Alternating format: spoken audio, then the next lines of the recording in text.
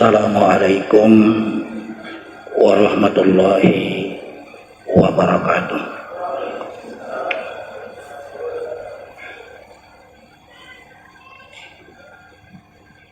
Bismillahirrahmanirrahim.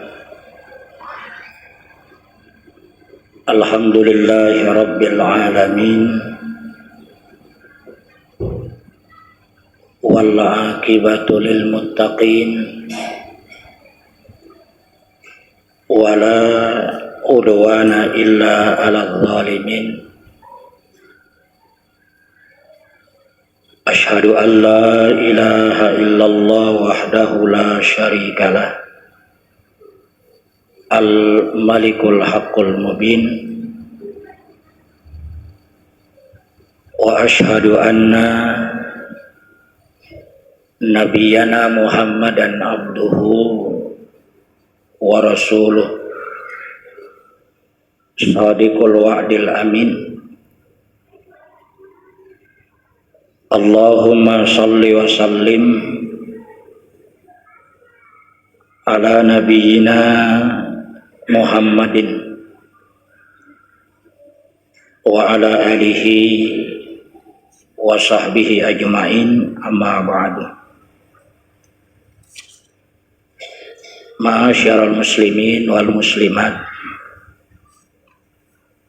bapak-bapak dan ibu-ibu, jamaah salat maghrib yang sama-sama ulun hormati, sama-sama dimuliakan Allah subhanahu wa ta'ala insyaallah. Dalam kesempatan malam hari ini kita akan membahas satu hadis yang diriwayatkan oleh Imam Bukhari dan Muslim terkait at-taklif ala hasabil istita'ah. Pembebanan syariat itu disesuaikan dengan kemampuan.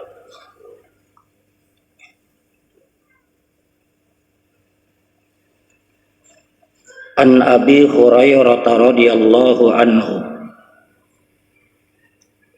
qala sami'tu Rasulullah sallallahu alaihi wa alihi wasallam yaqul. Dari Abu Hurairah radhiyallahu anhu, nama beliau adalah Abdurrahman bin Sakhar. Beliau berkata, saya mendengar Rasulullah bersabda, ujar Nabi, ma nahaitukum anhu fajtanibuhu. Dalam riwayat lain disebutkan fada'u.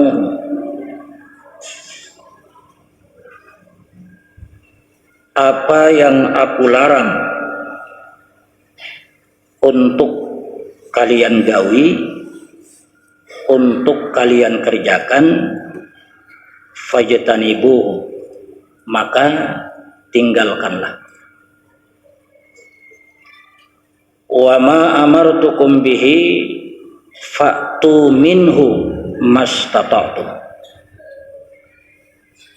Dan apa-apa yang aku perintahkan kepada kalian untuk dikerjakan, untuk digawi, untuk diamalkan, fa'tu minhu mastata'tum, maka gawilah, kerjakanlah sesuai dengan kemampuan.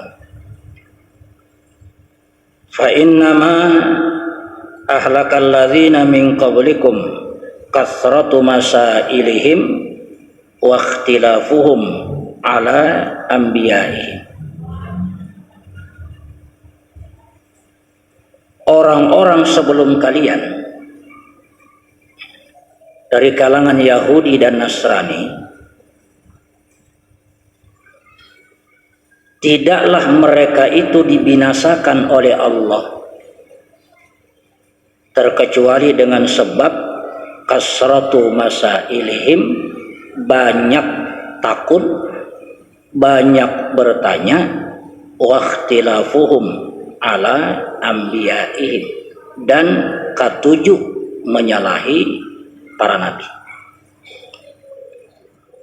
Hadis ini sahih, diriwayatkan oleh Imam Bukhari dan Muslim.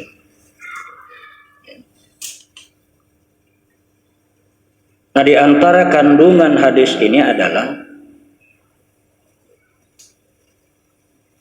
bahwa pembebanan syariat itu disesuaikan dengan kemampuan. Dengan kata lain, Allah tidak membebani hambanya terkecuali berdasarkan kesanggupan si hamba.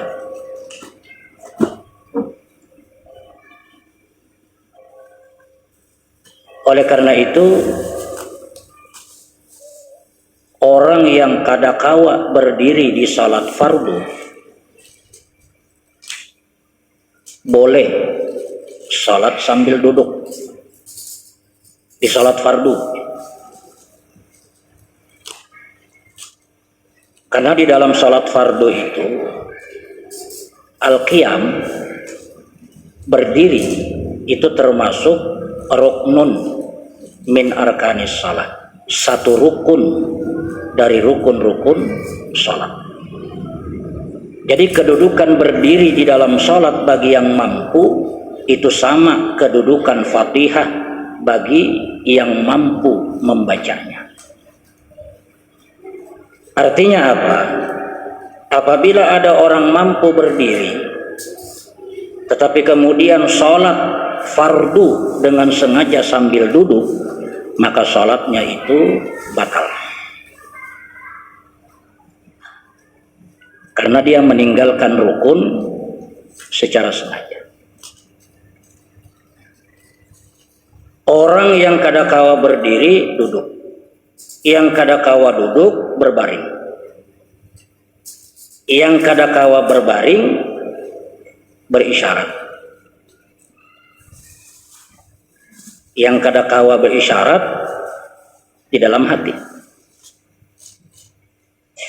yang kadakala semuanya disolati.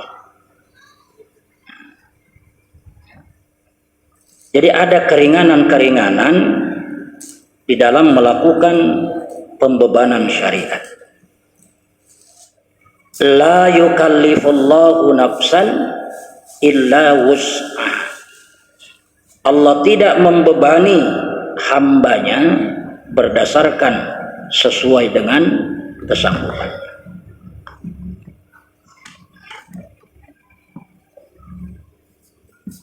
Contoh lain, ya, ini cuma berbeda ahli fikih.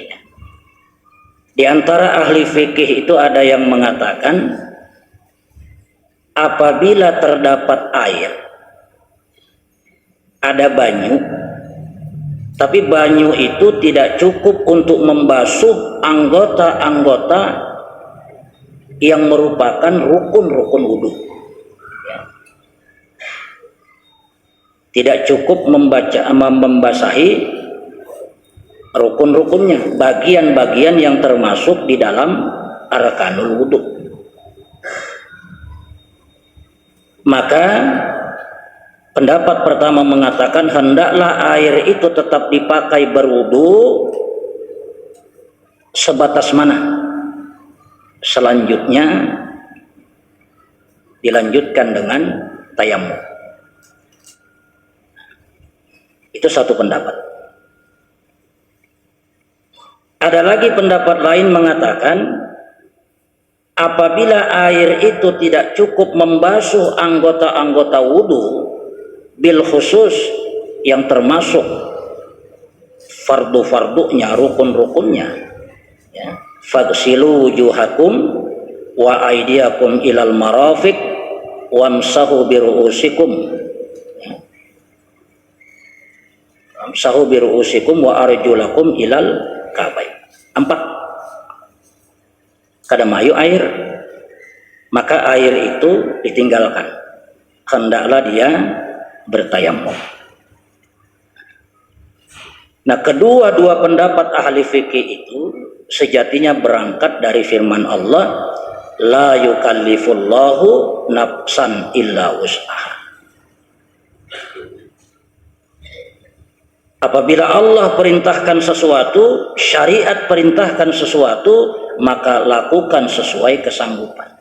Sampai batas mana yang kawat. Ada orang, Bapak Ibu, terputus jari telunjuk. Tali telunjuk terputus. Nah, pada saat tahiyat, kada perlu diganti dengan kelingking. Cukup mengangkat jari telunjuk, ya sebatas apa yang ada. Kalaupun tidak ada sama sekali, ditakdirkan ada, seolah-olah ada. Jadi tidak perlu diganti dengan jari tengah, ya, jari manis atau jari. Fa'tu minhu mastata'tu. Di malam hari raya, di mana itu termasuk waktu wajib mengeluarkan zakat. Apabila seorang muslim memiliki makanan yang cukup untuk dirinya dan orang-orang yang ditanggungnya untuk dimakan malam itu dan dimakan besok harinya saat hari raya, kemudian ada kelebihannya, maka itu wajib dikeluarkan. Karena itu sudah termasuk mampu, ala an-zahri ginan, sudah dianggap mampu. Cukup pada cukup dikeluarkan, karena segitu yang ada. Itu untuk zakat fitri.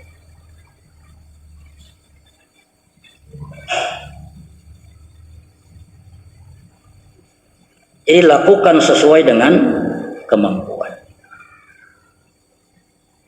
Adapun larangan itu berbeda.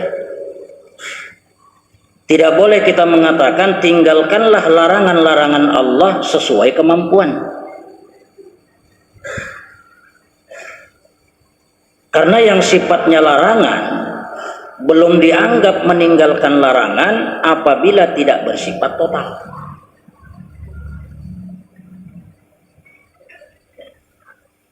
Jadi kalau untuk konsep larangan itu wajib ditinggalkan secara total, adapun konsep perintah itu sesuai dengan kemampuan.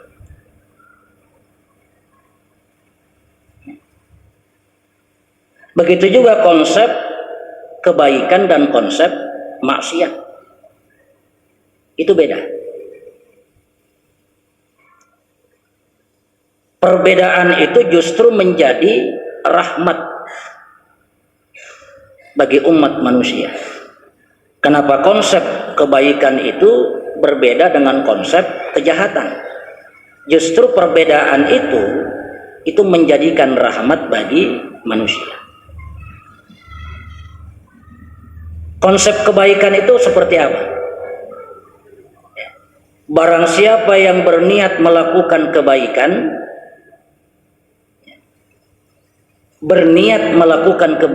niat saja, maka Allah perintahkan malaikatnya untuk mencatat satu kebaikan. Apabila kemudian kebaikan yang diniatkan itu dieksekusi, betul-betul dilakukan, maka akan dilipat gandakan 10 sampai 700 kali lipat. Itu konsep kebaikan. Jadi dalam hidup ini Bapak Ibu, mun kawa jangan sampai kada berniat untuk melakukan kebaikan. Perkara kemudian itu tergawi atau tidak, terlaksana atau tidak, diamalkan atau tidak, itu urusan kaina. Yang penting niatkan dulu.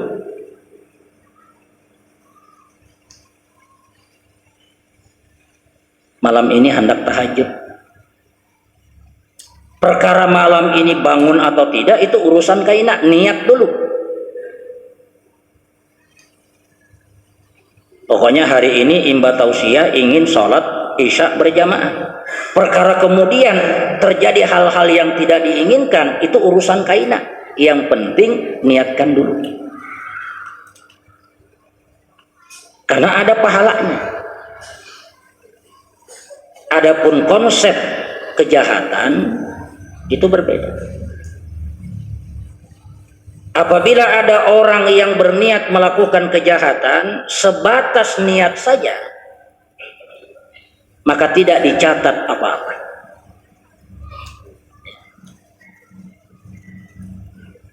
Ulun Jumat ini hendak sholat di Masjid Al-Amin Alabiu.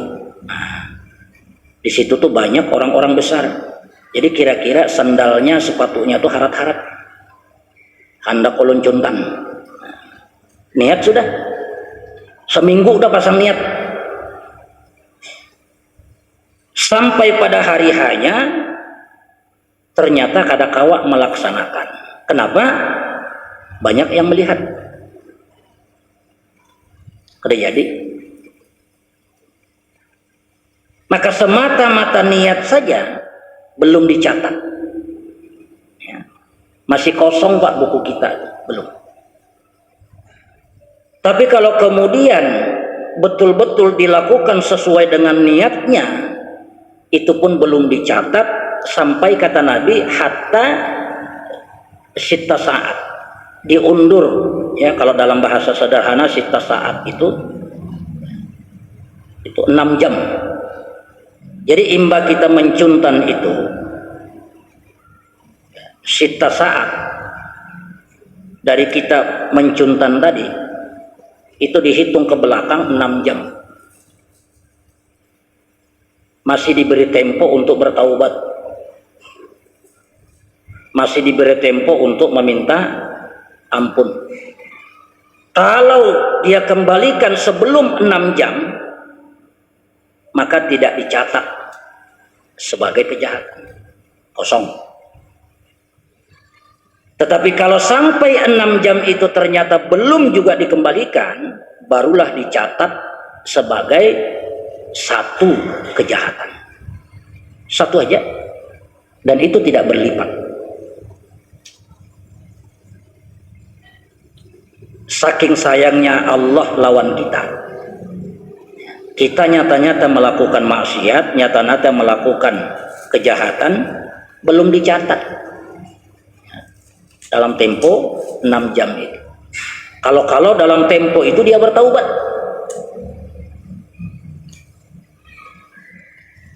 Tapi kalau sudah masuk sampai 6 jam belum juga bertaubat, belum juga mengembalikan apa yang dicuri, baru kemudian dicatat melakukan satu kejahatan, satu kemaksiatan. Jadi dinilai satu saja. Padahal betul-betul sudah melakukan. Itu rahmat. Kenapa jadi rahmat? Karena kalau setiap niat berbuat jahat dicatat sebagai satu kejahatan, maka dipastikan hampir seluruh manusia akan masuk ke dalam neraka. Nah, jadi konsep itu berbeda, tiada lain adalah rahmat dari Allah. Konsep berbeda.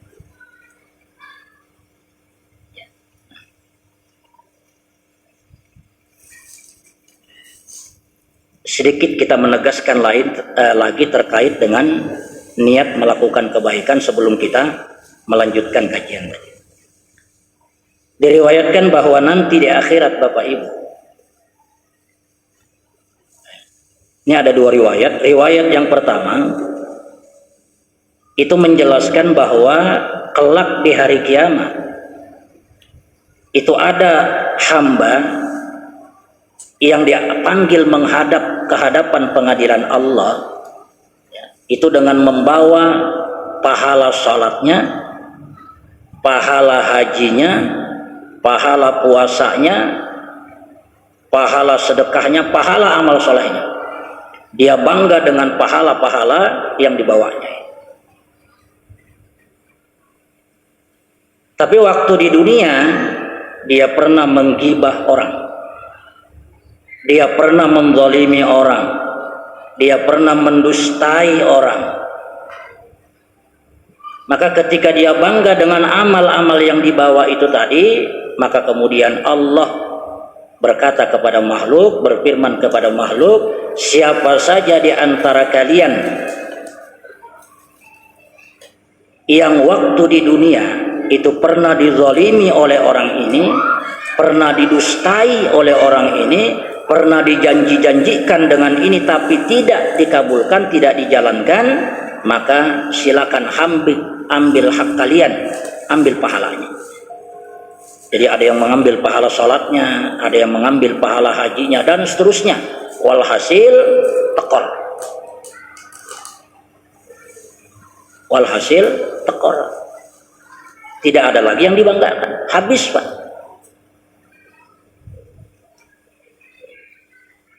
Nah, jadi hati-hati Bapak dengan orang yang ketujuh menggibah.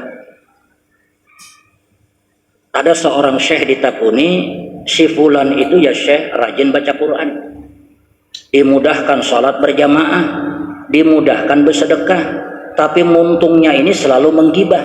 Maka apa jawaban syekh? Allah sengaja memudahkannya melakukan ibadah untuk memberikan keuntungan kepada orang-orang yang digibah.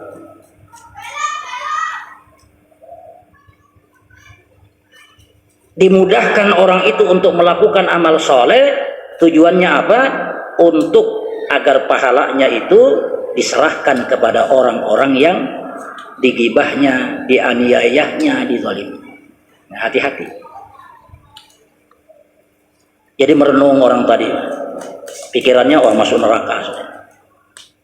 Tiba-tiba Allah dengan keagungannya berfirman, wahai hambaku, apa yang membuatmu sedih? Ya Allah, ulun tadi bangga dengan pahala amal-amalku yang begitu banyak, sekarang habis. Bagaimana nasib ulun? Maka ujar Allah dengan keagungannya, tidak perlu risau wahai hambaku, karena engkau masih punya tabungan. Bingung hamba ini, tabungan apa ya Rabb? Waktu itu tanggal sekian, bulan sekian, tahun sekian, ya, kamu berniat untuk bersedekah, dan itu saya catat, kata Allah, saya lipat gandakan menjadi 700. Pada tahun sekian, bulan sekian, tanggal sekian, kau berniat untuk sholat berjamaah, untuk sholat tahajud, saya catat, saya lipat gandakan menjadi 700. Maka itulah modal untukmu masuk ke dalam surga. Jadi jangan pernah remehkan niat melakukan kebaikan. Riwayat yang kedua, ada orang ketika pembagian kitab itu diserahkan kitabnya lewat tangan kanannya. Lalu dia buka catatan amalnya, dia takjub. Ya Rob, ini lain catatan ulun, lain buku ulun ini. Kenapa? Ujar Allah, di sini ada pahala haji, ada pahala qiyamul lail, ada pahala ini itu segala macam. Padahal ulun ingat kada suah melakukan itu sebarata. Kenapa jadi ada? Ini lain kitab ulun. Ujar Allah apa? Benar, itu adalah kitab. Karena pada tanggal ini, bulan ini, tahun ini engkau itu pernah berniat haji, tapi sampai ke mati kada tulang-tulang. Maka aku catat.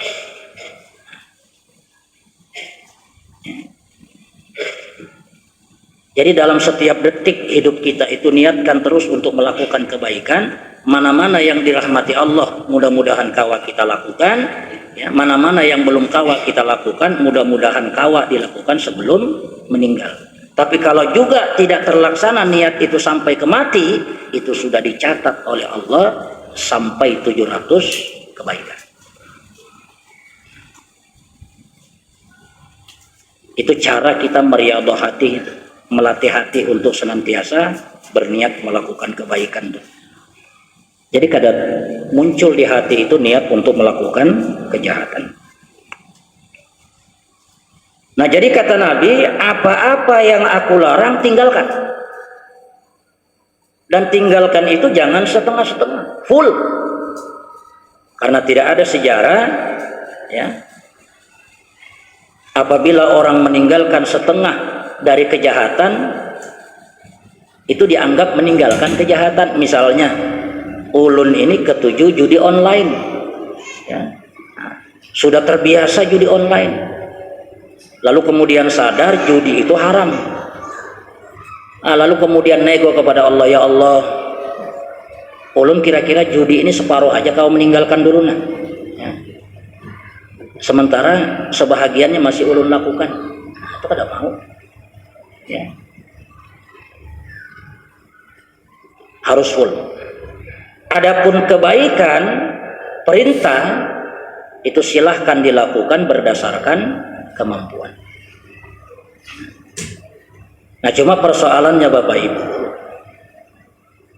terkadang dalam pelaksanaan perintah itu kan dipahami berbeda, Pak. Ya. Kadang-kadang ada orang yang melakukan satu perintah, antara perintah dengan praktek itu beda. Padahal sejatinya dia juga menjalankan perintah itu, tetapi dalam bentuk yang lain sesuai dengan apa yang dia paham.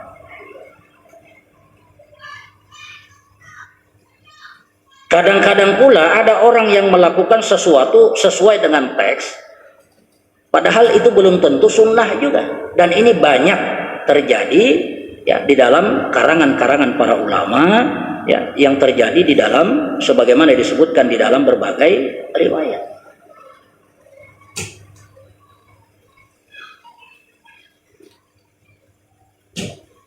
Mungkin ini memang agak terdengar aneh gitu. Masa sih ada orang yang melaksanakan perintah sesuai dengan teks itu tidak dianggap sunnah? Ada. Sebaliknya orang yang melaksanakan satu perintah seolah-olah berbeda dengan teksnya, itu juga belum tentu menyalahi teks. Ini kalau kita baca kitab-kitab para ulama, riwayat-riwayat itu banyak sekali ditemukan seperti itu. Kenapa yang seperti itu bisa terjadi? Nah, ini ada 3 hal yang mungkin perlu kita sampaikan. Yang pertama, ada istilah ad-din. Yang kedua, ada istilah ilmuddin. Dan yang ketiga, ada istilah at-tadayyun. 3 perkara ini sebenarnya senantiasa kita saksikan dalam kehidupan sehari-hari. Ya. Cuma entah sebatas mana kita memahami, cuma yang 3 itu senantiasa kita saksikan setiap hari. Ad-din, ilmuddin, at-tadayyun. Ad-din, ya, dalam bahasa kita agama, itu sudah sempurna. Dalam konsep Islam itu sudah sempurna. Agama sudah sempurna. Berdasarkan firman Allah, al-yauma akmaltu lakum dinakum wa atmamtu alaikum nikmati wa raditu lakumul Islam. Jadi fix, muttafaq alaihi, mujma' alaihi, bahwa agama itu sempurna. La ziyadata fihi wala nuqsan. Tidak boleh ditambah, tidak boleh dikurang, sempurna. Apa itu? Ad-din. Yang kedua, ilmu din, ilmu agama. Ilmu agama beda dengan agama. Kalau agama la ziyadata wala nuqsan. Kalau ilmu din, ilmu agama yastamirru wa yatatawwaru wa yataraqqa hasba muqtadal ahwal. Kalau agama tidak boleh ditambah, tidak boleh dikurangi, maka ilmu agama itu senantiasa mengalami perkembangan.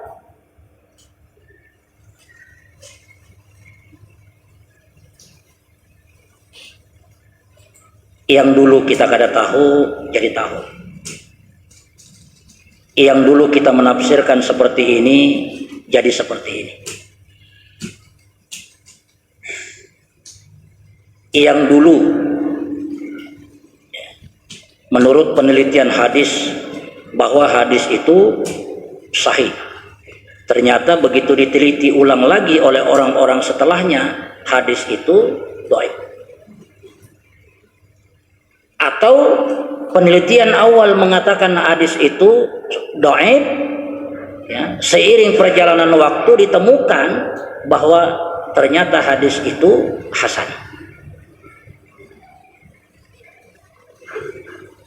Jadi perkembangan ilmu agama itu memang tidak bisa dilarang, tidak bisa ditahan.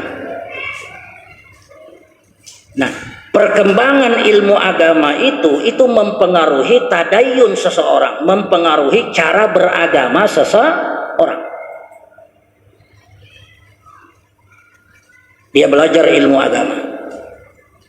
Ketika dia belajar itu disampaikan oleh ustadznya sebagaimana yang dikutip dari pernyataan Imam Ahmad bin Hambal bahwa menggunakan hadis dhaif itu lebih kami sukai daripada menerima dan mengamalkan pendapat manusia. Dari situ dia paham, oh ternyata hadis dhaif itu kawa diamalkan. Dalilnya pernyataan Imam Ahmad bin Hambal. Dhaiful hadis atau al hadisud dhaif ahabbu ilaina min qaulin nas. Mengamalkan hadis dhaif jauh lebih kami sukai daripada mengamalkan pendapat manusia.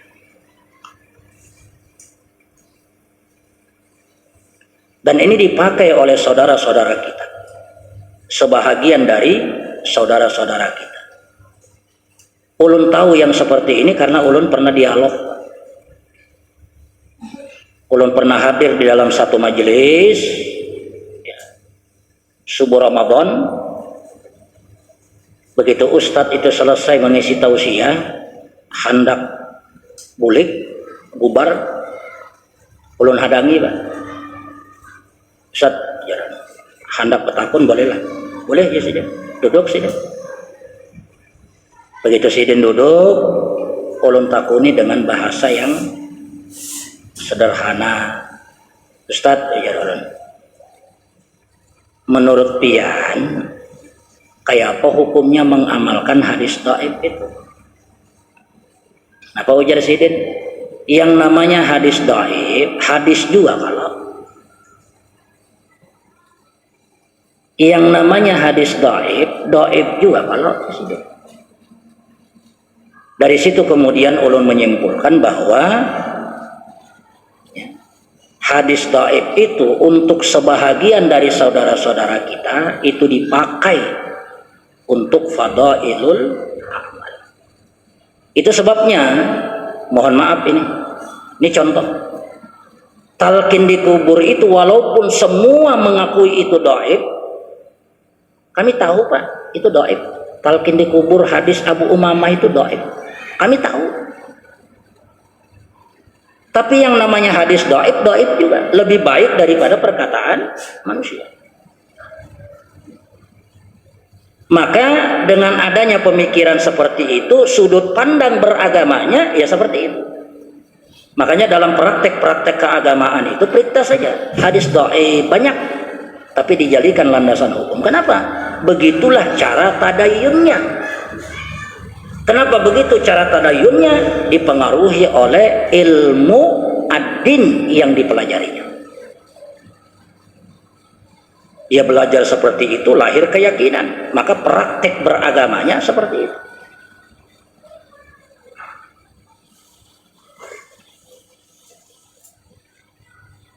Karena kalau kita menggugat, kita menggugat, kenapa pian mengamalkan hadis dhaif?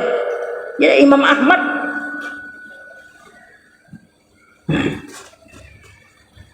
Itu satu. Yang kedua, ada orang belajar agama, ditransfer ilmunya oleh ustadznya dengan mengatakan hadis dhaif itu, ya, kalau dia banyak, kemudian kedhaifannya itu tidak terlalu dahsyat, maka itu bisa saling kuat menguatkan. Maka hadis dhaif yang banyak itu bisa berganti posisi dari hadis dhaif naik menjadi hasan li ghairihi. Inilah kemudian yang bisa kita sebut sebagai hadis makbul, dan itu dipakai di dalam pentarjihan.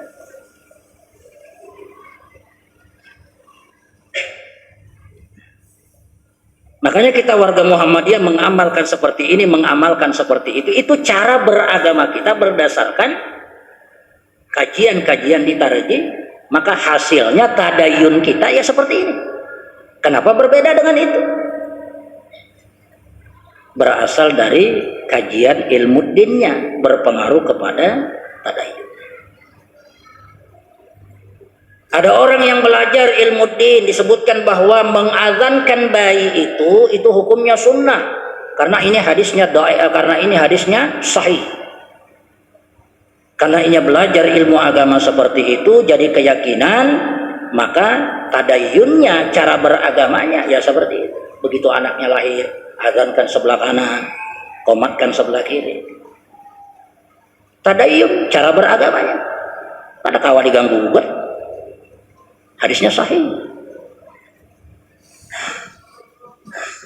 Kemudian seiring berjalannya waktu, ya, oleh ustadz yang sama disampaikan bahwa ternyata hadis yang dianggap sahih itu tidak sahih, melainkan dhaif. Nah, sementara murid yang dulu mendengar itu sahih, itu sudah kada ada lagi. Yang mendengar ini generasi-generasi berikutnya, maka praktis tadayunnya itu berbeda. Generasi awal mengazankan bayi, generasi berikutnya tidak lagi mengazankan bayi. Kenapa? Karena di ilmu dinnya tadi. Nah, hal-hal yang seperti ini harus kita pahami, sehingga kita itu bisa lebih mudah menghormati keyakinan yang berbeda, selama tidak bersifat pokok, ya, maka itu tidak apa-apa. Pian seperti itu, ulun seperti ini. Mudah-mudahan kita berdua masuk surga.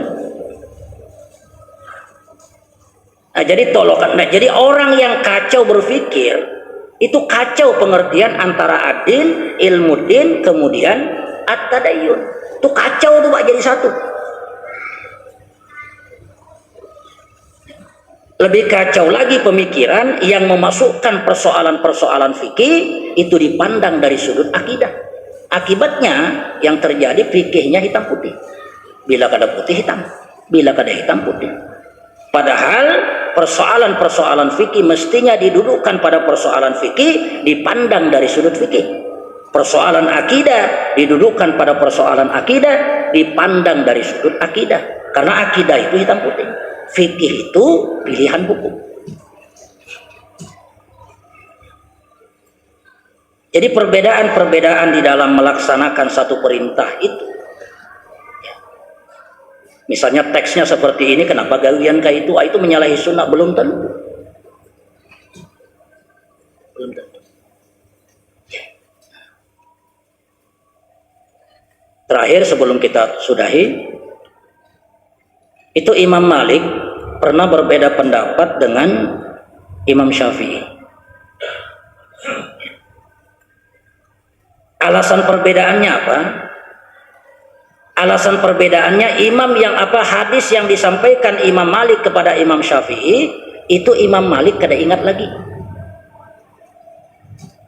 sehingga hadis itu tidak dijadikan dalil oleh Imam Malik karena beliau lupa. Sementara hadis itu masih diingat oleh Imam Syafi'i, sehingga beliau berdalil dengan hadis tersebut. Ujar Imam Syafi'i, pendapat ulun guru seperti ini. Ujar Imam Malik, kada harus seperti ini. Kenapa jadi pian kayak itu? Ujar Imam Malik, karena pian pernah menyampaikan hadis bunyinya seperti ini. Ujar Imam Malik, ulun kada ingat lagi. Atau satu hadis itu sampai kepada seorang imam, ya, tapi imam menilai hadis itu sebagai hadis yang dhaif, sehingga imam itu kemudian tidak melaksanakan karena dinilai dhaif. Jadi banyak sebab, Pak, kenapa cara beragama kita itu berbeda. Itu hukum alam. Yang kada boleh bertambah berkurang itu agama. Adapun ilmu agama, kemudian cara beragama, nah itu sangat dimungkinkan untuk berbeda. Jadi fa'tu minhu mastata'tu, itu laksanakan perintah, ya, laksanakan perintah. Cuma nanti dalam aplikasinya mungkin berbeda, itu tetap dianggap melaksanakan perintah. Nah itu dulu, Pak. Mudah-mudahan dari sekian banyak penjelasan itu bisa dipahami. Ya. Itu saja dulu. Mohon maaf kekurangannya. Billahi taufiq wal hidayah. Assalamualaikum warahmatullahi wabarakatuh.